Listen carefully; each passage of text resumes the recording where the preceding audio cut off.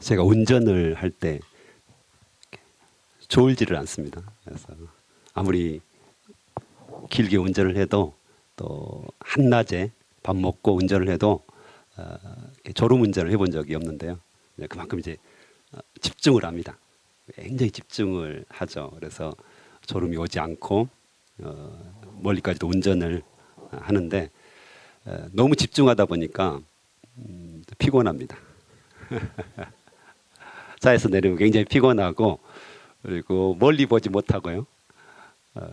또 다른 사람이 옆에서 이야기할 때도 딱 이렇게 옆에 이렇게 보고 이런 것이 굉장히 불안합니다. 혹시 제가 옆에 타도 제가 막 이야기를 같이 주고받잖아요. 근데 어떤 운전자들은 앞에 안 보고 저를 자꾸 보는 거예요. 그럴 때 굉장히 저는 불안하거든요. 그래서 앞에 지금 집중해서 운전을 해야 되는데 왜 저를 보죠? 사고 날 수 있으니까 굉장히 위험하다 이런 생각들을 하는데 어쨌든 집중을 하면 다른 것들이 보통 보이지 않죠. 그래서 운전할 때도 그렇고 여러 가지 우리가 상황 속에서도 한 곳에 집중하면 다른 것들이 잘 보이지 않는, 그리고 특별히 이제 텔레비전 보면 그러잖아요. 텔레비전에 쭉 빠져 있으면 다른 일들을 하기 어려워하는 분들이 상당히 있는데요. 그래서 우리 삶 속에서 그런 경우들이 참 많다라는 생각들이 들어요. 그래서 신앙에서도 거의 비슷한 맥락이 이어집니다. 그래서 신앙생활도 처음에 우리가 하다 보면 개인적인 신앙, 특별히 이제 기도 같은 경우도 개인적인 기도에 많이 이렇게 집중하게 됩니다. 그래서 주변을 본다든가 다른 사람을 본다든가 또한 나라와 민족을 본다든가 세계를 본다든가 그러지 못한 때가 많죠. 신앙생활을 하면서 또 기도생활을 하면서 그런 부분들이 있는데 사단의 전략 중에 한 가지일 수도 있다 이런 생각이 들어요. 그래서 성경을 계속해서 공부하다 보면 성경은 개인보다는 오히려 공동체에 굉장히 관심이 많습니다. 공동체 내에서 어떻게 다른 사람과 사랑과 섬김으로 그 관계를 해나갈 것인가, 이거에 대한 관심들이 참 많다는 것을 알게 되죠. 물론 개인도 굉장히 중요합니다. 개인이 신앙생활을 통해서 하나님을 만나가고 하나님과 가까이 하는 것도 굉장히 중요하지만 공동체 내에서 어떤 삶을 살 것인가 굉장히 중요하거든요. 그래서 교회 안에서 내가 어떻게 주님과 함께 동행할 것인가, 또한 이 나라 이민족 가운데서 내가 어떤 시대 정신을 가지고 주님과 함께 동행할 것인가, 또 내 개인의 기도뿐만 아니라 교회를 향한 기도, 또한 이 나라 이민족을 향한 기도, 세계 정세를 꿰뚫어 보면서 어떻게 내가 하나님과 독대하고 기도할 것인가, 이런 것도 굉장히 중요하다는 것이죠. 오늘 79편에는 그런 말씀들이 꽤 많이 나와 있습니다. 우리의 시각을 넓혀주고 우리가 어떻게 이 시대의 상황들을 바라보면서 어떻게 기도해야 되는 것인가, 크리스찬의 사명은 무엇인가, 크리스찬의 정체성은 무엇인가, 이런 부분에 대해서 폭넓게 이야기를 해주고 있는데요. 제목으로 이제 예루살렘에 긍휼을 베풀어 주시옵소서, 이렇게 그 기도가 나와 있는데 1절을 보면 하나님이여 이방인 나라들이 주의 기업의 땅에 들어와서 주의 성전을 더럽히고 예루살렘이 돌무더기가 되게 하였나이다. 그래서 이제 바벨론 포로를 통하여서 또 바벨론이 침공해서 성전을 완전하게 더럽히고 예루살렘 성이 완전하게 무너진 그 장면들을 묘사하고 있는데요. 그래서 나중에 보면 매장하는 자가 없었다. 그래서 이 유대인들에게 있어서 매장되지 못한 시체들, 이것은 사람이 겪을 수 있는 가장 수치스러운 일 중에 하나였다고 이야기가 됩니다. 그래서 매장하지 못했다. 그렇죠? 계속해서 길거리에 돌아다녔다. 시체들이. 그다음에 새와 짐승의 밥이 되었다. 매장되지 못하였고 새와 짐승의 밥이 되었다.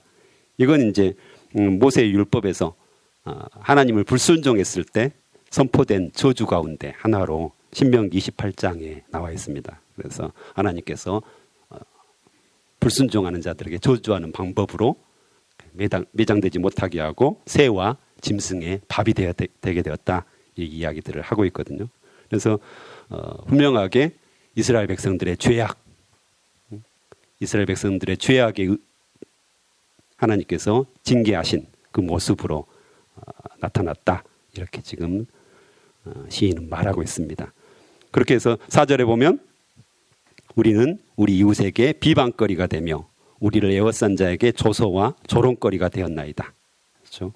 사람들이 비방하고 조롱하고 조소하고 이런 모습들이 나타나게 되었다.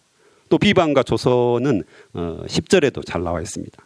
10절에도 보면 이방 나라들이 어찌하여 그들의 하나님이 어디 있느냐 말하나이까. 그렇죠? 하나님이 어디 있느냐? 하나님을 보여봐라. 너의 삶을 보니까 하나님이 안 계신 것 같다. 한국교회를 보니까 하나님이 어디 계시냐? 사람들이 계속해서 우리를 비방하고 조롱하고 조소하는 그런 소리가 있다는 거죠. 또한 12절에도 보면 주여 우리 이웃이 주를 비방한 그 비방을 그들의 품에 7배나 갚으소서 기도하고 있는 모습 보면 그만큼 이 성전이 무너지고 성전이 더럽혀지고 예루살렘이 무너진 모습들을 보면서 하나님이 어디냐? 하나님이 어딨냐? 이렇게 사람들이 조롱하고 조소하고 비방하고 있다. 이 이야기들을 지금 하고 있습니다. 그래서 이 시인은 분명하게 이 원인을 찾고 있습니다. 원인을 찾고 있는데 그걸 잘 알고 있죠. 그래서 8절에 보면 우리 조상들의 죄악을 기억하지 마시고, 그렇죠? 지금 주의 국률로 우리를 속히 영접하소서. 우리가 가련하게 되었나이다.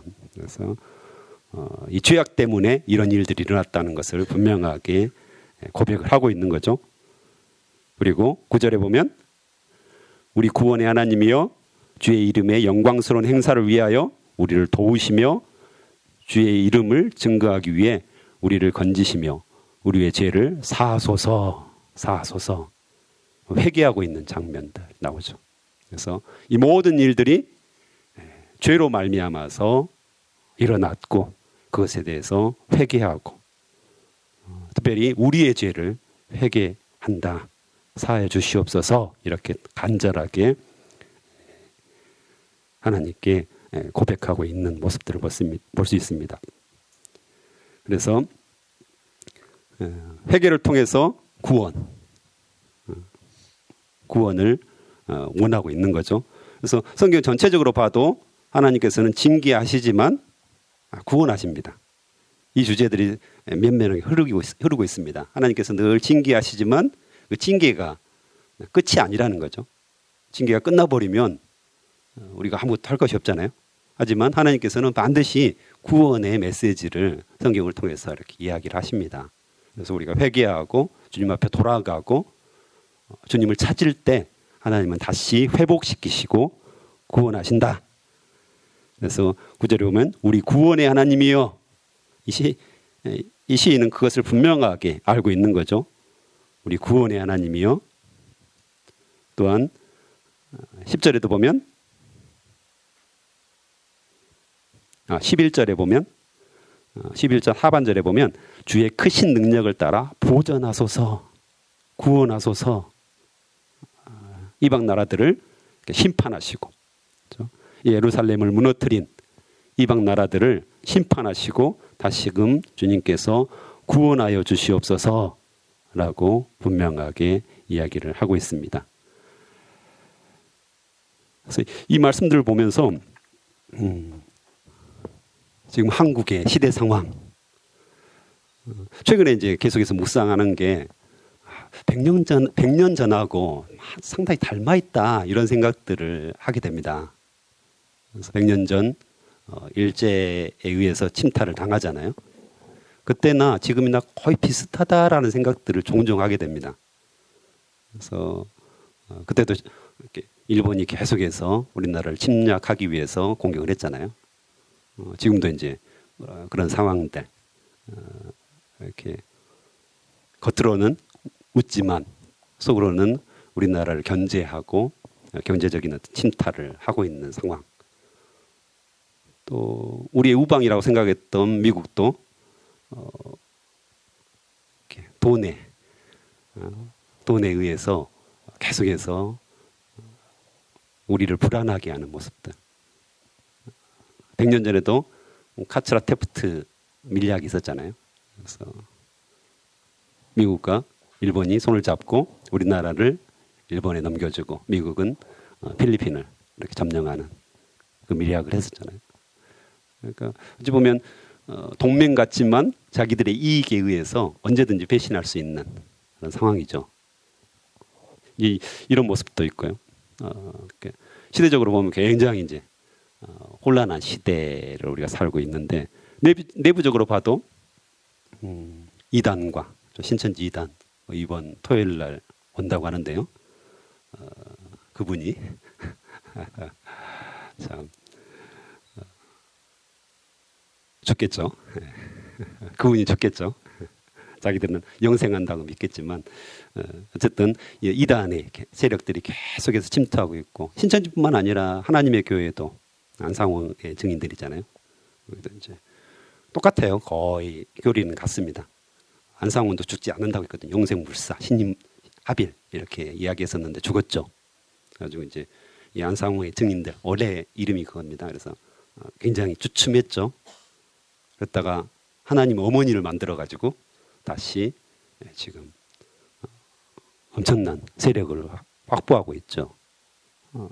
아마 이제 신천지도 비슷한 길들을 걸을 거예요. 이만희가 죽을 거니까 나름대로 교리를 바꿀 터인데 어쨌든 이런 신천지가 대학가를 침투하고 한국 교회를 무너뜨리는 최선봉에 서고 있잖아요.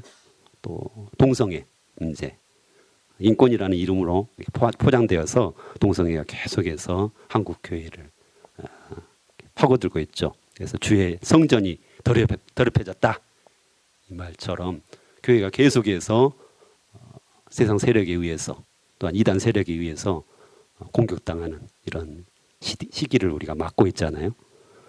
또한 조금 전에 보았던 비방거리, 조롱거리가 되었다.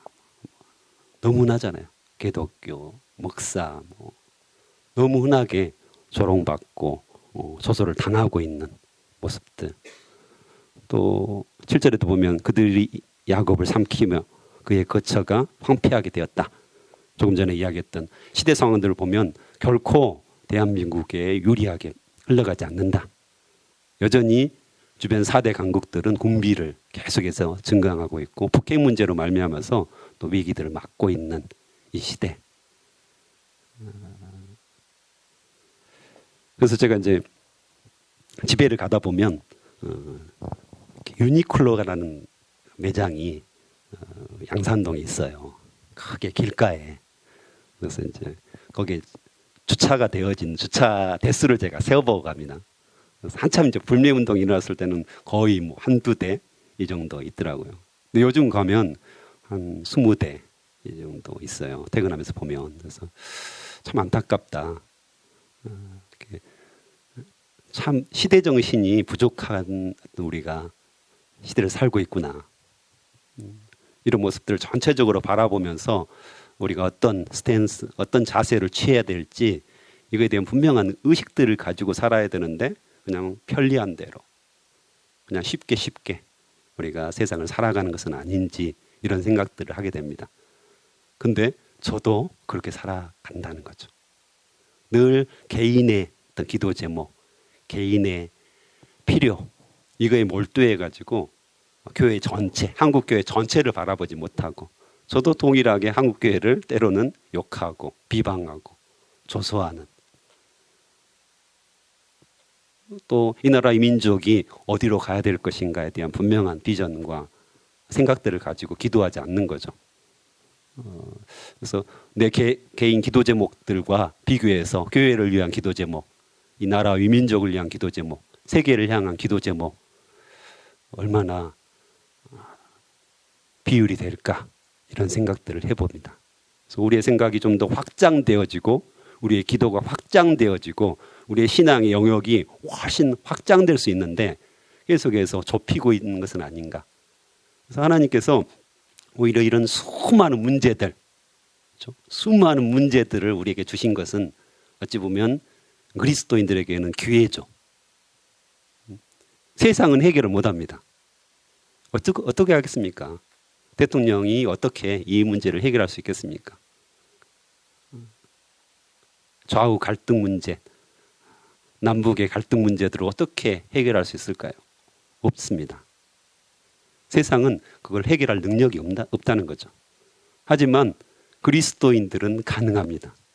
전능하신 하나님께 우리가 매어달리고 그분께 나아갈 때 하나님은 해결자가 되어주시거든요. 그분께 우리가 가지고 나아갈 수 있는 절호의 기회가 생긴 거죠. 세상이 혼란하고 어려울수록 그리스도인이 오히려 구원을 제시할 수 있는 놀라운 역사가 일어난다는 거죠. 그런 의미에서 13절이 굉장히 중요합니다. 13절 같이 읽겠습니다. 13절 시작. 우리는 주의 백성이요 주의 목장의 양이니 우리는 영원히 주께 감사하며 주의 영예를 대대에 전하리이다. 아멘. 우리는 주의 백성이다. 양이다. 이건 뭘 말하는가요? 나는 누구냐? 이거에 대한 이야기입니다. 그래서 정체성을 지금 분명하게 하나님께서 제시를 해줍니다. 너는 하나님의 자녀다. 너는 하나님의 백성이다. 네가 누군 줄 아느냐? 너희들은 세상에 속한 자들이 아니다. 이거에 대한 분명한 말씀을 하시는 거죠. 이런 혼란한 세계 속에서 너희들이 분명하게 붙잡고 있어야 될 것은 너희는 나의 백성이다. 나는 너의 하나님이다. 이걸 분명하게 이야기를 해주십니다. 이게 우리의 소망인 거죠. 이걸 붙잡고 있을 때 우리는 뭐든지 할 수가 있습니다. 오히려 세상에 구원의 메시지를 분명하게 전할 수 있는 거죠. 이게 이제 우리의 정체성이고요. 그 다음에 주의 영예를 대대에 전하리이다. 아멘. 이게 사명입니다. 사명. 네가 누군지 알았다면 결국엔 내가 무엇을 할 것인가? 내가 이 땅에서 무엇을 해야 되는가? 분명한 사명을 하나님께서 주신다는 것입니다. 우리의 사명은 바로 하나님을 전하는 것입니다.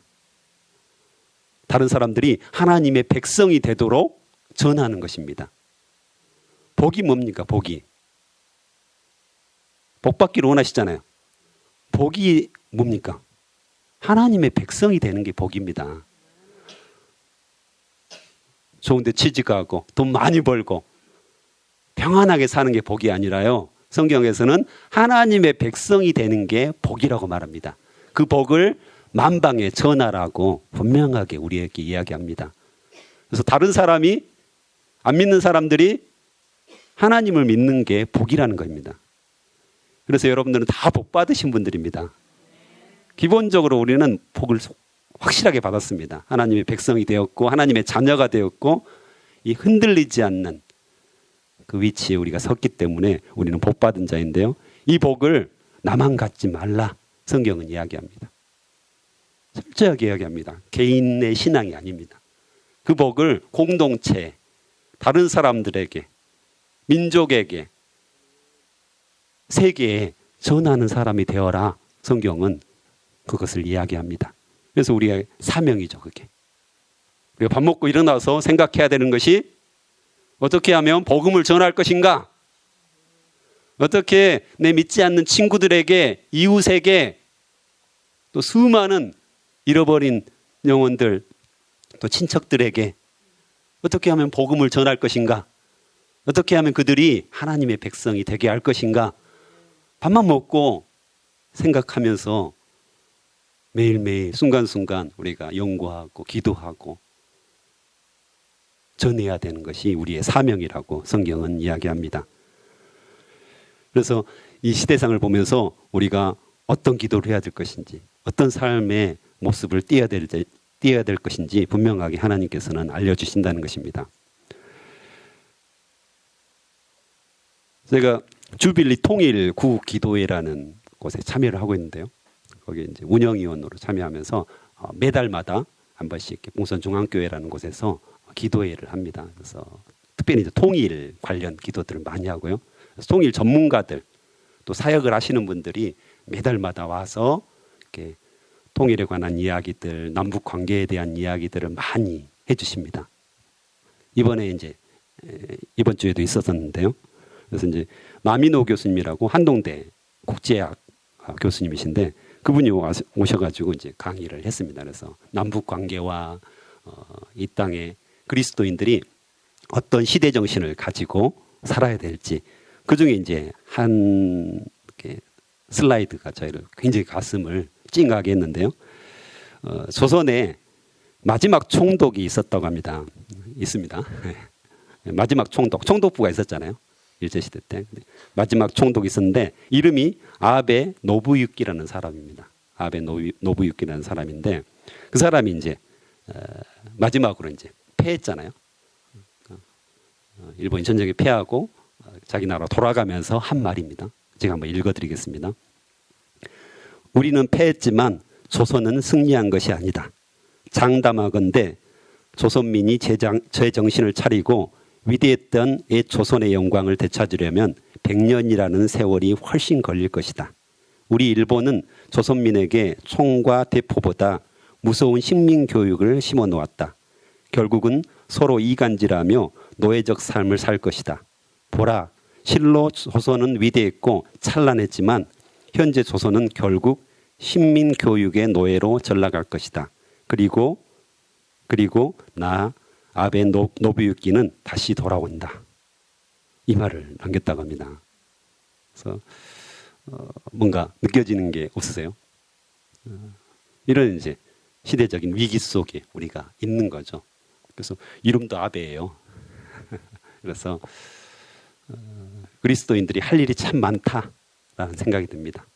우리가 분명한 정체성을 가지고 우리는 하나님의 백성이다. 하나님의 자녀다.